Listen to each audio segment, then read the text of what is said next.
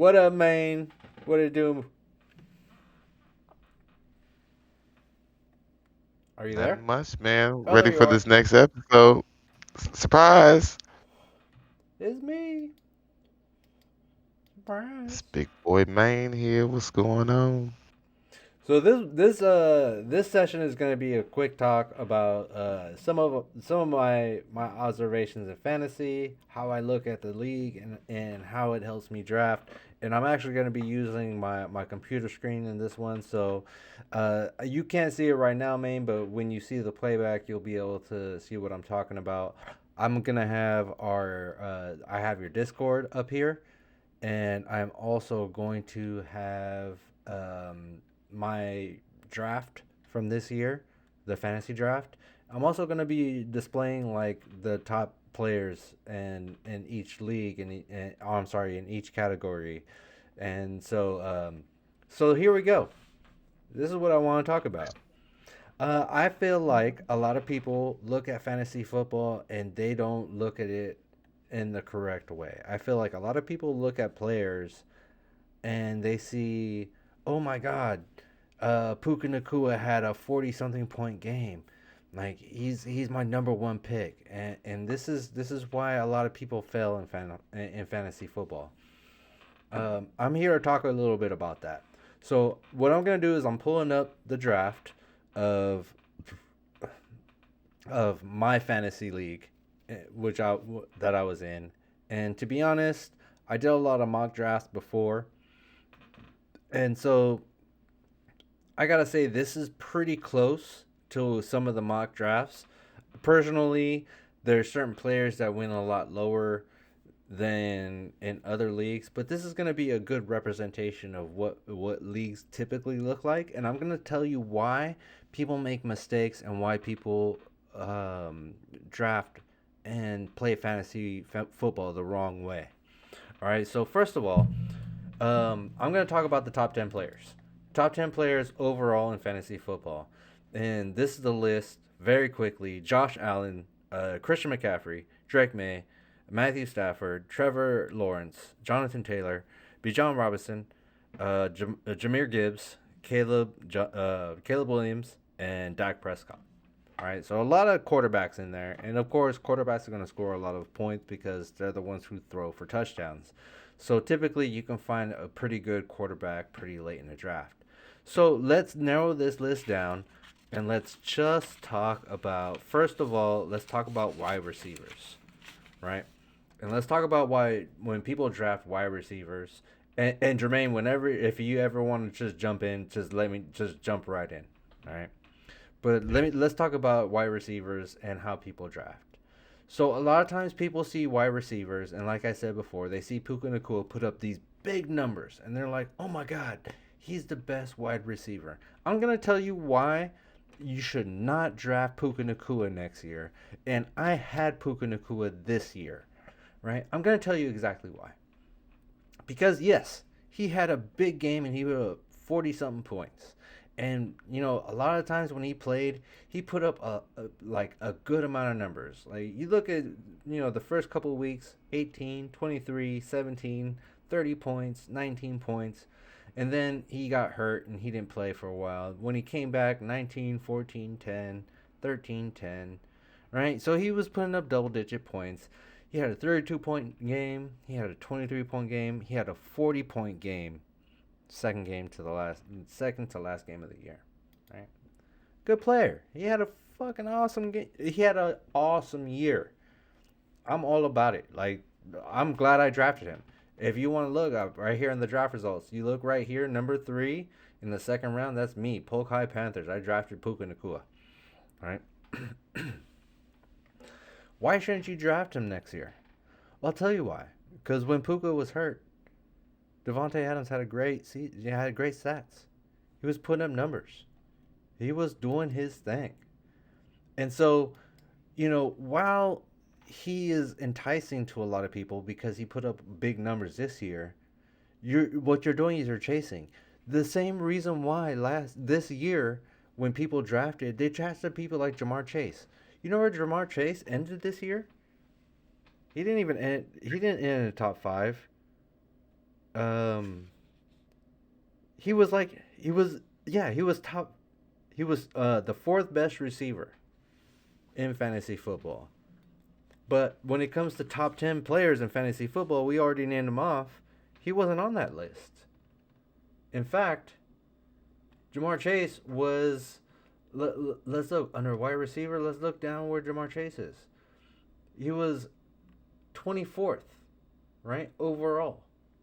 And he was the number one pick. You guys are chasing. You guys are chasing people who have good statistical games that aren't consistent. They're not going to win you a season. They're not going to get you to the championship. They're not going to get you to the playoffs. All right, let's look at the second player. Saquon Barkley was number 2 pick overall. Where did he land this year? Let's look at our list of Top 10. running backs. Saquon Barkley. All right, change this to look. We're looking at all players, and we're looking at season total amount of points. Let's scroll down and see where Saquon Barkley at. Oh, guess what? He's not even in top 10 running backs. Oh, guess what? He was 42nd overall. Oh, wait, hold on. Yeah, 42nd, ranked 42nd overall. There's more. There's literally 11 running backs in front of him. How does that happen? Well, you know what? I think people are overvaluing a good system and a running back who had a career year. But you're chasing. Last year, Saquon had big games. This year, he was an okay running back. If you would have got him in the second or third round, you would have been pleasantly surprised. So I'm bringing this up because a lot of times people make very wrong decisions in fantasy football. You should be looking at the player and the scheme that's around the player. You should be looking at players who have a chance to at least have an opportunity to take over an offense and be the one guy who's helping their team move forward. I will say a couple of good things in this first round, right? Look, but I mean, listen to this first round. Jamar Chase was not a top 10 player. Saquon Barkley was not a top 10 player. Bijan Robinson, he was actually top 7 player, but drafted it at number 3. There were certain leagues that were drafting Bijan Robinson number 1. Jahmyr Gibbs, drafted at number 4. Guess what? Number 8. 8th best overall player in fantasy football. So, not a bad pick. Derrick Henry. Oof. That was a little bit of a whiff. Derrick Henry was among running backs. Let me see my list here. Hold on one second.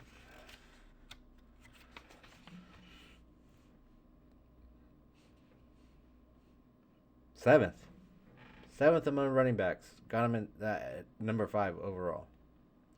Ashton Genty. Oof. Number 11. Got him at 6 overall. Nico Collins. Not a bad pick. But, again, wide receivers are a little bit down. So, Nico Collins was actually the 9th best wide receiver.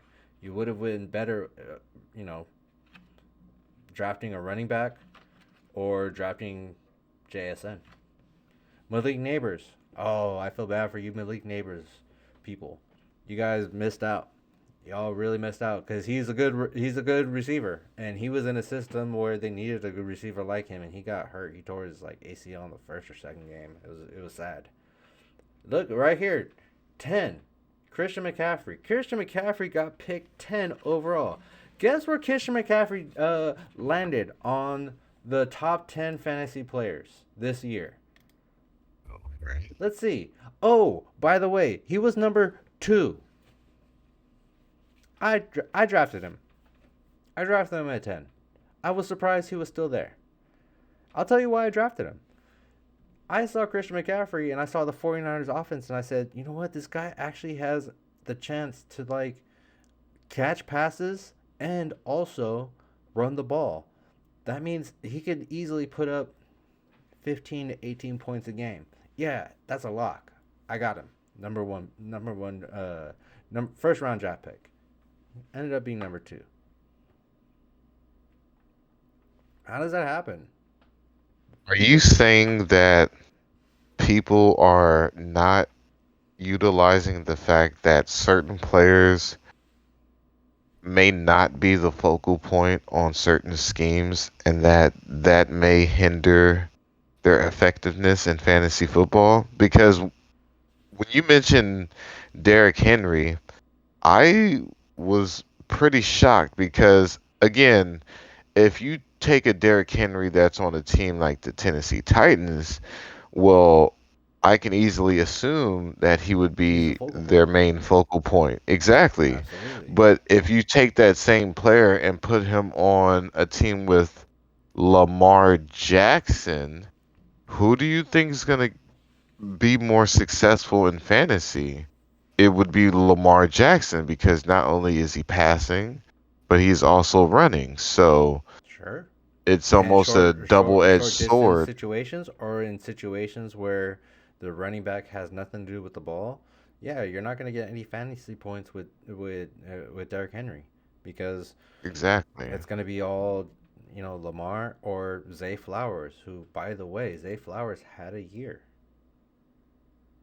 Zay Mm. Flowers was two, three, four, five, six, seventh best wide receiver in fantasy football this year, by the way. I don't know. I don't even know when Zay Flowers was drafted. It wasn't in the first or second or even third round, and that's what Wow. I'm saying. And that's my point. My point is people don't really look at the player Consider. and the scheme and say this is something that could work out. Look, C.D. Lamb was Exactly. drafted at number 11. C.D. Lamb didn't even land on the top 10 receivers list this year. But Pickens, his by the quarterback way, was the landed fifth top best 10 receiver. overall. That's crazy. But again, when I looked at that situation in Dallas, I looked at Dak Prescott, and he's splitting passes between Pickens and with C.D. Lamb. So I don't like that situation. That's the same reason why I wouldn't draft somebody like Jamar Chase. Jamar Chase is in a situation where he's splitting with T. Higgins. Mhm. And so if he's getting double covered, or if he's having a ball, like he's balling out of control during the season, people are gonna scheme around that. I don't like that situation. It's weird because a lot of times people will see it, and they don't see the situation. Okay, so Bijan Robinson might be a good pick, I guess. I wasn't too big on him because I wasn't really big on the Falcons, and to be honest, at number three, you probably could have got him a little bit later. But all right, so let's talk a little about the second round, right?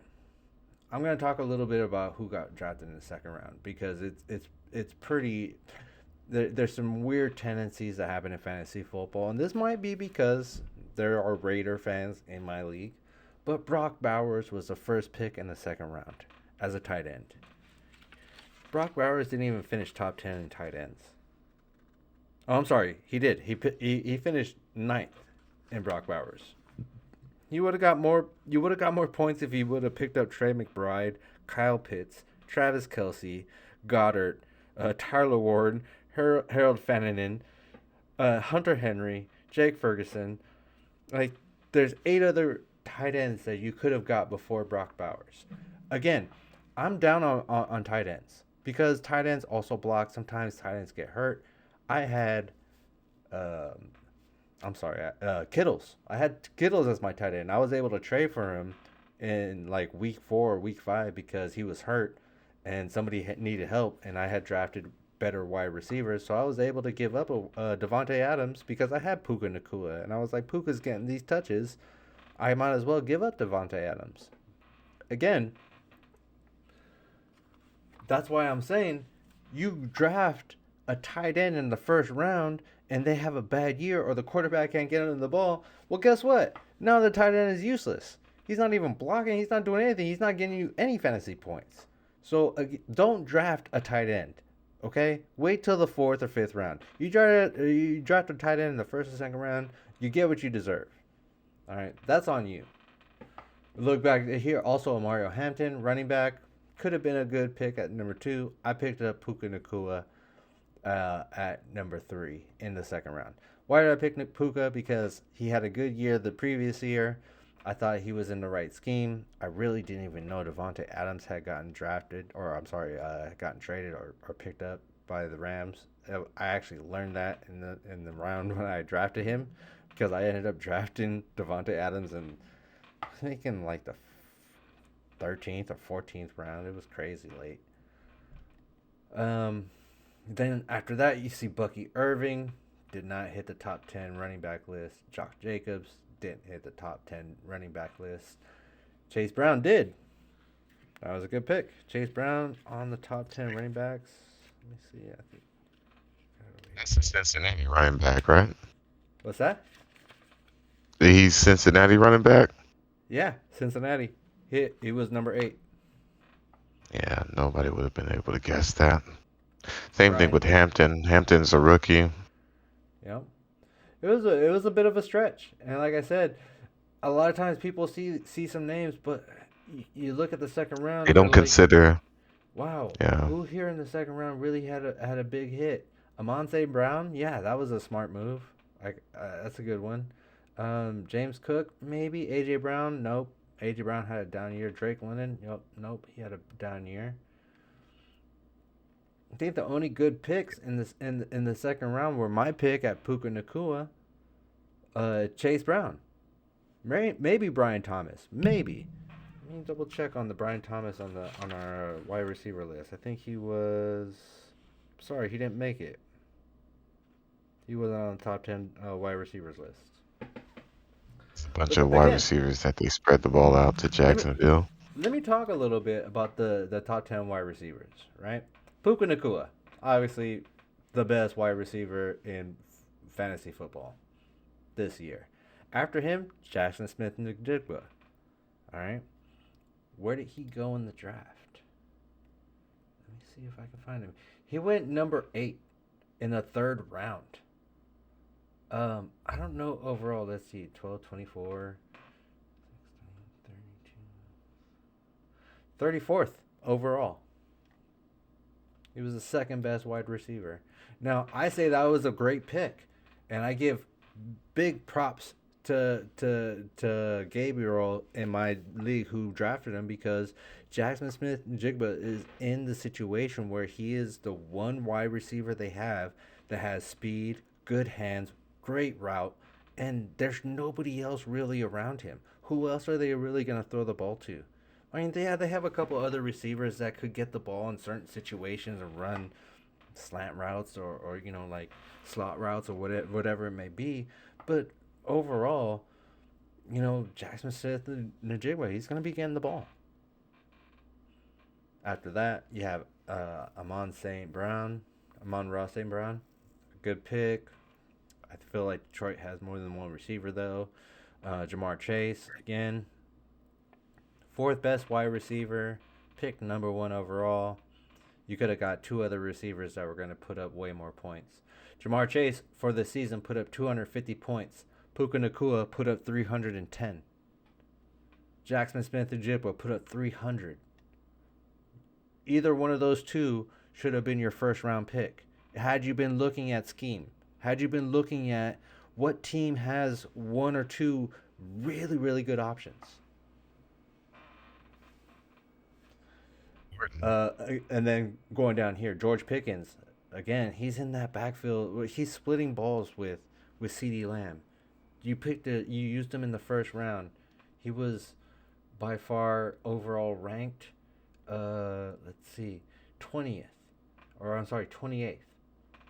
There were 4 other receivers that were better than him.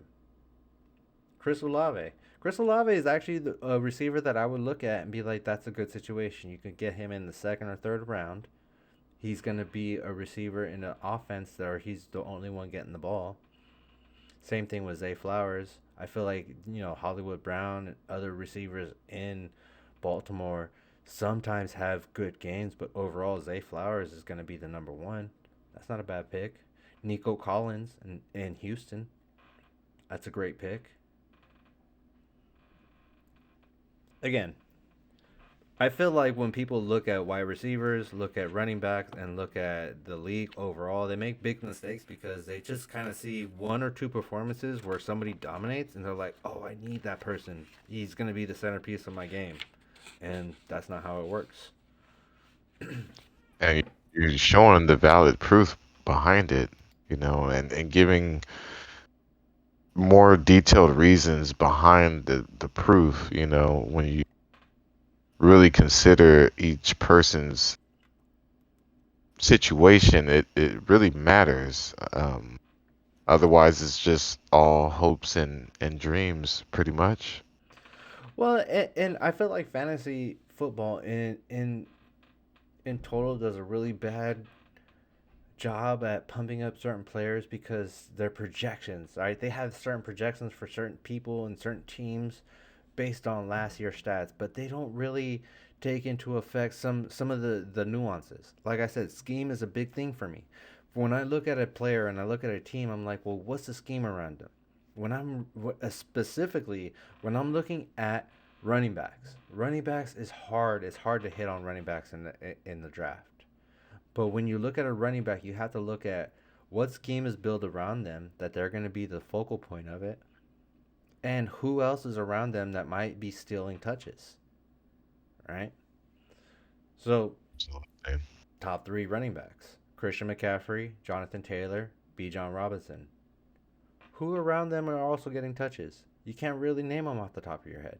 You can because Christian McCaffrey is a 49er, so you know that there's Robinson in the backfield that is his backup. But tell me who's the backup running back in Indianapolis or in Atlanta? the only one I know is Algier, and Algier's a big setback, so he wouldn't be the focal point in Atlanta. With Bijan, you can run the ball, you can pass to him. They got screens set up for him. A lot of their plays is heavily influenced because of Bijan, and again, the, those are things you have to take into consideration. Same thing with I really am not too sure who's the backup for Indianapolis, but it's been Jonathan Taylor ever since he's been there. Right. So those two are safer picks, I would think, but not safe enough, I would think. And I don't even play fantasy football, but I feel like from the knowledge that you've dropped that those picks aren't safe enough to go first round on, even with all that being said. Well, But Christian McCaffrey, that's a whole different story. You so a you lot of you the go number one on him. right, a lot of the leagues had Bijan going number one overall. So like I'm gonna just put that out there. It was either Bijan or Saquon. They had those two going number one or two overall. But if you look at the rankings, okay, he got number three, third place. Not bad. Like you could wasn't a bad pick in your first round. But there was two better. There was two picks that were better. And if you were looking at scheme, you might have got him. But again, third overall for number one is still not that bad as far as expectations versus results. I mean, I'm pretty sure McCaffrey wasn't projected to be anywhere in the top 10, and so it's kind of an anomaly that he did get to be second. It, You it, know, it is a like bit. It is a little bit. But you know, again, I think people had looked at his year last year and they didn't realize how bad the 49ers as a total were last year and didn't look at the absolutely, season the off season they had, and even with the injuries, because of injuries, it might have been a blessing that they leaned on McCaffrey more if you're a fantasy owner, you know what I mean? Because like right. now you don't have all these other offensive weapons. Of course, you're gonna lean on McCaffrey. So of course he's gonna go 1,000 passing yards and 1,000 rushing yards. Because Absolutely. that's the type of offense that they have around him. You could say the same thing for Jonathan Taylor. You could look at that offense and he says, "Oh, Daniel Jones is the starting quarterback. Your best receiver is Alec Pierce." Like, Yeah, okay, yeah, Jonathan I'm Taylor's gonna definitely have a going monster year. Of course, they're gonna lean on him. right. There's no other. Who else, right? And if I look at the other running backs, I can kind of draw some of the same conclusions. Jameer Gibbs at number 4. Yeah, I mean he's Sonic the Hedgehog. He's hella fast, and Detroit really did lean on him this year. Devon Achane. Again, if Harbaugh goes, we were talking about this off stream, but if Harbaugh goes to Miami and he has people like Devon Achane around him and Tyreek Hill, like just two burners, and he can figure out an offense to put around them too, forget about it. I like Harbaugh in Miami. James I Cook, do too. number 6, the running back. That surprised me the most, his success this year. Yeah, But again, who else does Buffalo have to run the ball? And also, James Cook is an exceptional pass option out the backfield. I feel absolutely. like if you're gonna consider a running back, and again, I don't play fantasy football, but just judging by from what I've learned this far, that if you're gonna pick a running back, you want a running back that's not just gonna be a runner. You want him to catch passes as well. You want to know where James Cook went in the draft? Where? Second round, ninth pick. Wow. And that's what I'm saying. Because again, when you look at people's selection choices and reasoning, they're not thinking about like, oh, well, James Cook is playing with Allen, so if I had to choose who's going to have the best fantasy year, I would suspect it to be Allen. And they're missing out on like, well, Allen's only going to have a good year if Cook has a good year. Right? If And they it could and run the if Cook ball is effectively and then set up yeah, the play exactly. action. And then once Allen gets cooking in the passing, Right? who do you think he's going to target? He's going to target Cook. So it's like if you think about it in reverse, sometimes you might actually be in a better position than thinking straight forward. And so like I was also thinking while you were talking about how the the number of Atlanta players that people selected, early on in the draft, like you said Kyle Pitts, you said Drake London, um, like those guys didn't beat out Robinson, but people still selected them early, thinking that in comparison that they would be in that top, 10 number. It's like it's almost impossible that you're gonna have three guys on the same team in a top 10 overall fantasy ranking. You know what I'm saying? So Sure. I would think people need to really start considering like, okay, well, who else is on this team? What are the odds, this guy outperforms this guy, and is this guy at this particular position good enough for me to take early on? And so I'm learning a lot. Like I feel like with what you've gamed us all up with is important information that could take, a novice like me and make my selection process more careful and give me different nuances to consider when setting up my board of potential draft picks. But again, I, Right? I don't play fantasy football, but I am Sure. absorbing all this as if, I got a draft to prepare for. So Well, I I, mean, you got to you think know, about like value. Like, what's a more valuable player? Somebody who will very rarely put up 40 points. Maybe once a year they're going to put up 40, and they're going to have some stinkers. They're going to have games where they put up 6 or 13 points. Or would you rather have somebody who consistently puts up 15, 18, 20 points a game? those are gonna And be your quarterbacks. And so when I look at the draft and I look at the players and I look at who do I want on my team, who am I drafting, and who do I like? How do I value players? I look at the scheme and then I look at what have they historically done, and I look at, okay, well, what is it? What does the team look like now? And what does their opportunity this year look like? Sometimes I miss. Sometimes I fail. But I gotta say, for the first and second round, for getting, um, I got Christian McCaffrey and I got Puka Nakua. I got a running back and a wide receiver. And by the way, they were the best running back this year and the best wide receiver. And I was drafting at number 10 first round and number 3 second round. So there was 9 people drafted before I took Christian McCaffrey, and there was uh, 16 people drafted before I picked up Puka. Well, 14, if you or 13, or I'm sorry, 15 if you count my pick for Christian McCaffrey. So that's what I'm saying. People aren't looking at value very well. They're not looking at teams. Now, in the third round, a little bit of a stretch. I picked up Kenneth Walker. It worked out, but other picks in the third round were Jackson Smith and the Jigba. I feel like that was a better pick. Lamar Jackson, a better pick. Josh Allen, obviously, Josh Allen was the number one player this year in fantasy football. If you had Josh Allen, he put up 374 points. Just a He dropped monster. so far. Just a monster. 38, 11, 23, 25, 20, 17, 23, 28, 20, 44, 10, 17, 37, 24, 6, and 23. The dude was putting up numbers. He did put up the stinker every once in a while. He had 6, 10 points, 17 right here. And he had 3 or 4 stinkers. But if you got him in the third round, that's a that was a good pick. Still,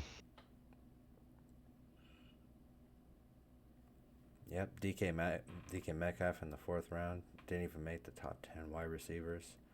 Travis Kelsey in the fourth round, I think he was third best or best tight end. Kyle Pitts, that was a weird one for me. I'm not gonna lie, bro. I I am not a Kyle Pitts fan. I think Kyle Pitts is one of the most inconsistent um, tight ends out disappointing. there. But Very oh, disappointing. let me tell you why. I'm sorry, and this is gonna reinforce. This is gonna reinforce why I think people get lost in the sauce. Why people always end up fucking up in fantasy football. All right, I'm telling you right now, I'm not a Kyle Pitts fan, and I said he's not inconsistent. I just looked him up, so you're gonna see this on the screen.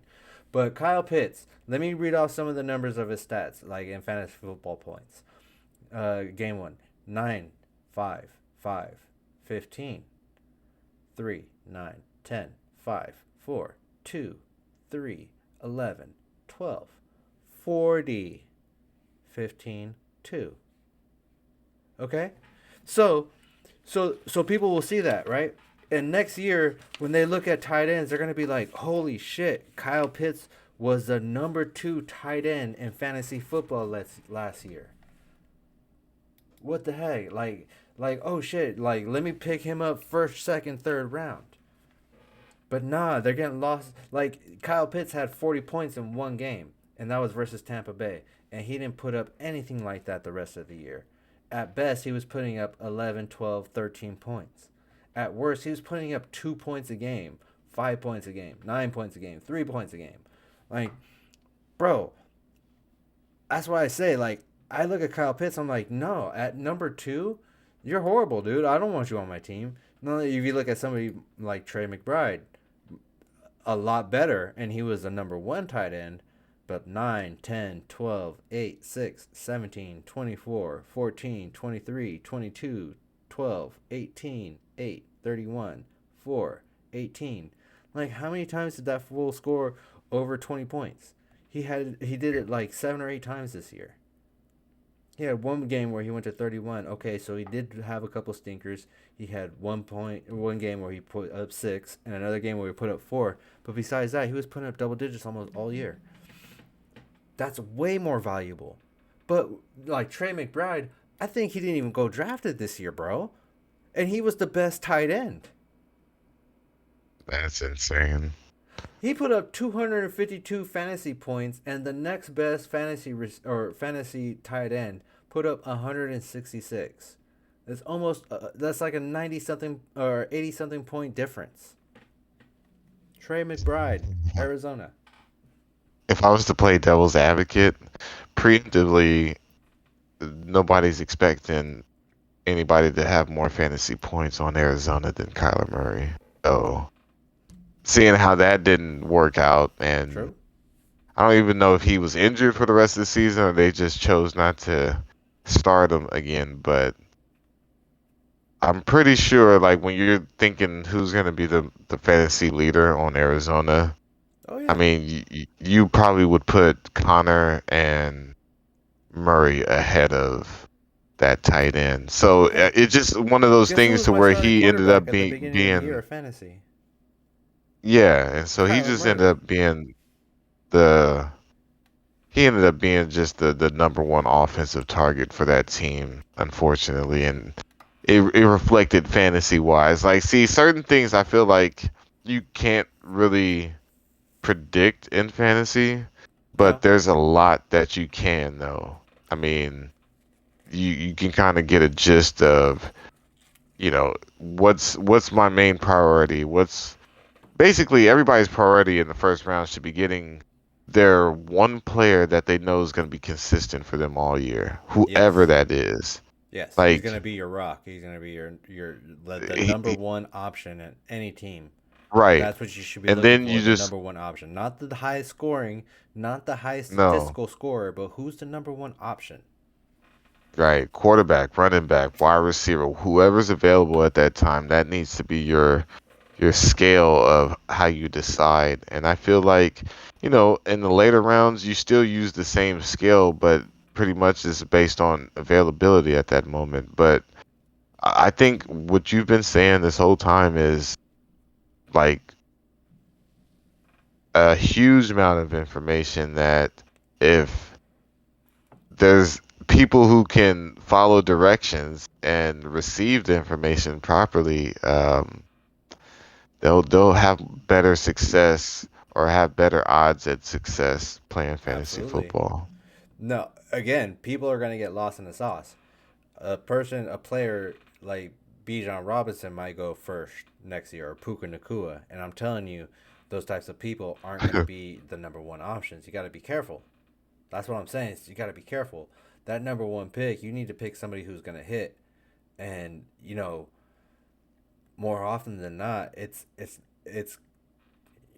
gonna be somebody who's the number one option in a team that is a little bit, let's say, like either run heavy or pass heavy. Like, this might sound like a hot take, but I don't think this scenario is going to actually present itself. But just as an example, we know Kansas City is going to be without their quarterback next year, right? Yep. If Kelsey was to return for another year, who do you think is going to be their number one option on their offense? So I would like vaguely suggest that if you got a late first round pick or early second round pick, Kelsey might not be that bad of an option. Um, but I'll stay again, away from just it just because I using say stay away from tight ends in general. You always pick them up late because you never know. that's true. So, And honestly, but like again, you said it was playing devil's advocate, but if we're looking at the best wide receivers, running backs, and tight ends in the league, the best tight end overall was the number one option in Arizona, and that was Trey McBride. But yeah, people maybe like Brock you gotta Bowers switch went up. before him. Right.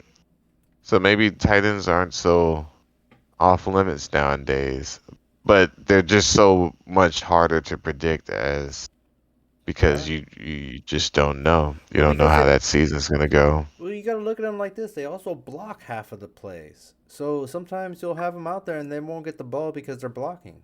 So Right. even if they're not a I.e. blocking tight Kittle. end, there are times where a tight end that's a passing tight end goes in to block. It happens. Like it's football, man. This is the NFL. You gotta understand the game, and like talking to you has really helped me with that because you understand schemes, and I kind of like I take that information, I try to plug it in. Um, Yeah, because you gotta consider it, man. for sure. A- But And also, I was just gonna say real quick, like what I don't think other people think about as well is that everybody sees these projections. everybody sees, what a certain player is expected to get during a certain game. So just to ask a rhetorical question, Go ahead. like, do you think the opposing defenses are thinking about that as well? Like almost expecting an offense to lead into those projections? Because a guy has to get a certain amount of yards or a touchdown in order to hit those projections. So does that I wonder, does that play a part in defenses' strategy when it comes to their weekly game plans about against certain players? Because again, you've ran off several stats where guys have laid stinkers, and these guys were high fantasy draft picks. Yeah. So I wonder during those games were they just heavily focused to where they couldn't be as consistent as they normally would be, or do teams not even consider that when it comes to their game plan and attack strategies to certain players? Well, okay. Let me tell you. I think you're right. I think you are definitely onto something because certain players get talked about a lot more often than other players. Like, you're gonna hear a lot more people talking about Bijan Robinson and Jameer Gibbs and Puka Nakua because they're on teams that were really hot for a long part of the season, or like Jackson Smith and Jigba, right? Really hot during the season. They deserve the praise that they get. But that means also they are a target for other defenses. Defenses are going to hear the same thing I'm hearing. They're going to hear the same thing that every sports talk show always is just like these guys get open. For some reason, people like McCaffrey and Jonathan Taylor kind of went a little bit under the radar this year. And I could say the same thing a little bit about James Cook and Devon A. Chain, because they weren't drafted as high as those other players. But overall, you can't look like next year. Depending on, for instance, if you're looking at this year and you're saying, "Wow, Christian McCaffrey, the best running back in the league, second best player in fantasy football." The dude put up 365 points. Only person to put up more points was Josh Allen, and dude throws for touchdowns and runs for touchdowns. Um, Christian McCaffrey catches for touchdowns and runs for touchdowns, so he's like right there. So if you look at him and you're like, oh, that's my lock for first round pick next year. Well, you don't know, like, how does this year go? Like, how much wear and tear does he have on his body? How does he look in preseason? Does do the 49ers start playing Robinson more and start giving him more touches and start trying to, shift into a new younger running back? Like, you never know. Like, these are all the types of things you have to look at. Same thing with Jonathan Taylor. Now, if you got Jonathan Taylor or Christian McCaffrey next year in the first round, would that be a bad pick? I don't think so. I think that would be actually a Absolutely smart not. pick. That would be a very sensible pick, I think. Right. Because you have historical evidence that those guys are going to carry your offense when needed. And they're very durable running backs. Christian McCaffrey has a huge upside because he catches the ball. So if I had my choice in the first round, which I did, um, I'll show you. I picked Christian McCaffrey at number 10. Jonathan Taylor was still available. He went number 12. So again, And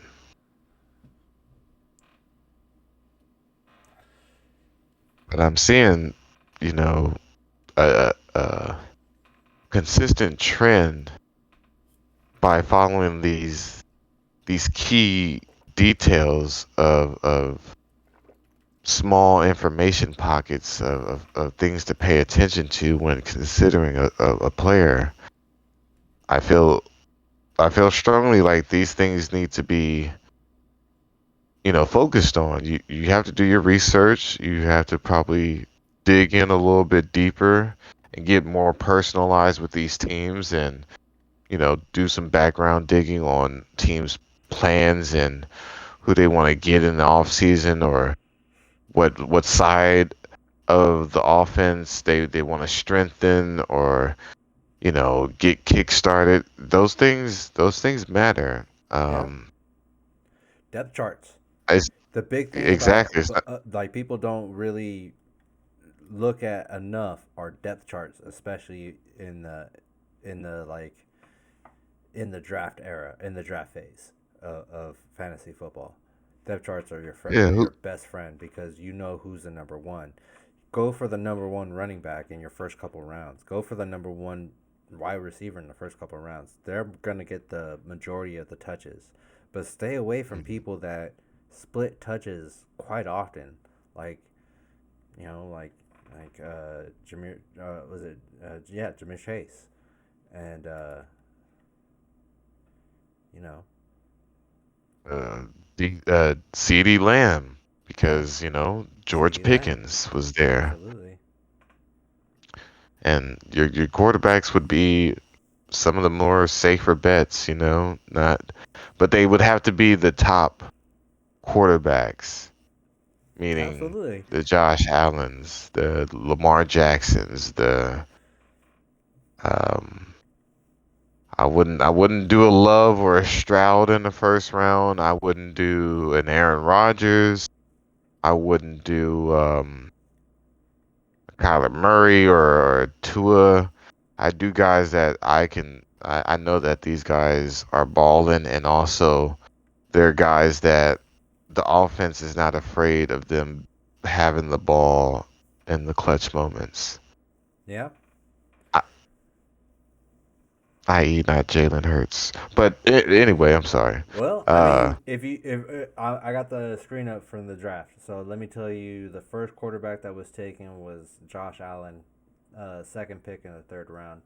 Again, not a bad pick because dude ended up being the best player. But after that, number seven in the third round was Lamar Jackson, and then you have to skip all the way down to the fourth round, and it's Jaden Daniels, number nine pick in the fourth round. Right after Jaden Daniels, though, Jalen Hurts, number 10 in the fourth round. And it's not that bad of a fantasy pick, but here's some other players that were around in the fourth round when he was picked. Trey McBride was still available. James Conner was still available. DeAndre Swift was still available. Tony Pollard was still available. Zay Flowers was still available. Javonte Williams was still available. Like there was Devonte Adams was still available. There was way better players that were available. So if you're picking up one of those quarterbacks, it's a hit or a miss. Like you're picking up Jaden Daniels in the fourth round when all those other players are available, you're really missing out. You're really missing out on points that you could be having on your flex or in your bench for when your star players are either hurt or on bye. so the only safe quarterbacks are the true dominant Top three. game changers. It's the Right. top three. Yeah. It's not just me. It's the big three. Yeah. But And anyway, also, like, if you got it's quarterbacks get injured a lot, and so if you got their targets that the backups are possibly going to be utilizing and throwing to, that's a better, safer bet than the actual quarterback who might not actually play. yeah. I mean, to me, those top three quarterbacks, you're gonna pay a really high price for somebody who might have a good year or somebody who might have a bad year. I'm much happier picking, depth chart number one and number one receiver, number one running backs for my first 4 or 5 picks. Like, yeah, give me the best running back on this team that I think is gonna run the ball a lot. Give me this, wide receiver on a team that's gonna spread the ball to this receiver a lot. Let me build my team with those guys, and then I can pick up I picked up Trevor Lawrence. I picked up Trevor Lawrence on the waiver wires. You know where Trevor Lawrence landed on top 10 fantasy players? He was number 5 overall. Yep. And he was on the waivers, bro. I didn't spend a draft pick on him. Needed. Right. So make sure you get your priorities straight on the key impact players in fantasy, Sure. which seems to I be was able to have a good. Now, he didn't hit the top 10 tight ends, but I had a good run at the end of my year because I was able to trade for an injured Kittles because I had hella extra wide receivers and running backs on my team. I was like, you want Devontae Adams? Cool. I'll trade Devontae Adams for Kittle. And then so Devontae Adams had some good games because Puka was hurt, but as soon as Puka came back, he was the clear number one. So maybe again, you can find this. value. You can find value in the late rounds by like looking at schemes, looking at players, and being like, okay, let me set my team up to win in the postseason. Let me set myself up to run the table on my fantasy. That's what I'm looking at. I'm looking at players who are going to be consistent and be a big part of their offense. And yeah, I've And had pretty good success so far. I just never won the big one. oh, the big one's coming, man. Big one's coming. And I was just gonna say, like, you know, by focusing on the positions that will get you a really good jump start, you might have a scenario to where you have extra and you can use that extra to acquire something that you really need later on in the season because the season is broken down into like sections. Yeah, you got your consistent guys who go from week 1 to week 18 consistently, but Right. then maybe a quarter way through or halfway through some new guys surge, and then you could pick them up through trade or waiver wire, and it could work out for you just like a George Kittle trade.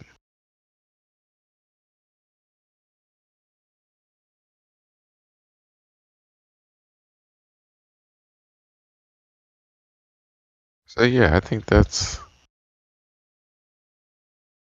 a good thing to consider when you're selecting your picks.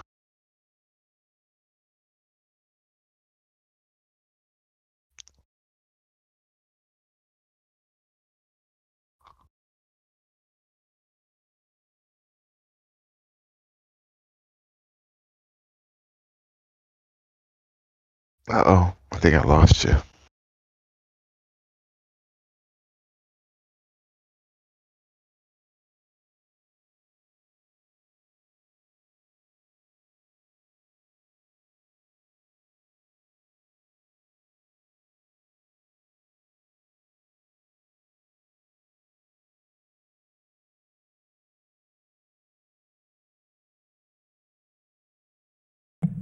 My bad, dude. I don't know what's going on with my mic. It's messing up. That's all good.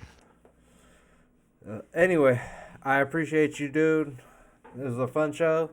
Um, Good stuff. Good stuff, man. yeah, man. I can't wait for next year. Fantasy football is always a fun time for me. I always have a good time. If you want to dominate your fantasy league, look at players who are in schemes that are going to give them opportunities to put up points.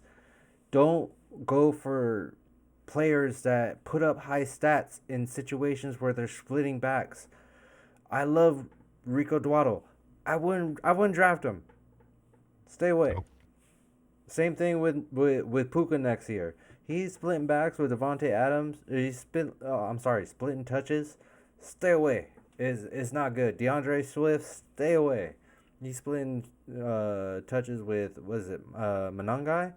Man, Yep. be careful. Yeah, man. Don't fall for the trap. Yeah. Depending on who the 49ers pick up, CMC might be a good pick, but if they pick up a good rookie running back or they trade for a running back, I stay away. Yeah, I mean, you gotta think strategically. I mean, yeah, you might miss out on them on the next round, but think about what's the better option for you. Do your research, do your homework, Yeah. lock in. Yeah. If you can, in your first 4 rounds, if you can get the number one depth chart running, if you can get two number one depth chart running backs and two number one depth chart wide receivers, do it. And especially target the ones that are in teams that are lopsided, that don't have anybody else. Jackson Smith Najigba next year, depending on who the Seattle Seahawks trade for and who the Seattle Seahawks pick up in the draft, might be a number one, number two draft pick next year. Look out for my dude JSN. He's a beast. He's definitely surging. I would stay away from Puka, but you Yeah, can pick him who up knows? if you're chasing. If you're chasing and you think he's gonna be the best receiver, go right ahead. I would not say it's a bad draft pick until after the end of the year. But if he splits half of his touches with Devonte Adams, or if he gets Or hurt, another wide receiver. you know, or if he gets hurt like Cooper Cup did when he was a Ram, and the Rams tend to like run through their number one running or wide receivers, it's possible. Mm-hmm. Absolutely. Absolutely. So, you know, just gotta watch out. Gotta pick your choices wisely and not off of hope and wishes. Sure. Yeah, for some reason, Puga's still sitting there in the second round, then yeah, for sure, that's a gimme. Like for sure, pick him up. Yeah. But But there are better options. but if he's your number one and the number one overall draft pick next year, because he was the best receiver this year, or same thing with CMC. If the only reason CMC is your number one draft pick and because you got the number one pick next year, you're hurt. You're not doing your research. Yeah. You need to look into it a little more. Absolutely. Listen to the wise man. He knows his All right, I he appreciate you, knows his man. stuff. I really appreciate you for coming through today. I think we're gonna end this one I, right here. Any last words? Thanks for having me. It was a pleasure. If you want to do this again, we could do another topic, but I'm always down. So, well, thank you for coming through. And I appreciate everybody who, in the comment section, everybody who subscribes to the channel, everybody who listens to the podcast, the VODs. We really appreciate you. Love you. Peace.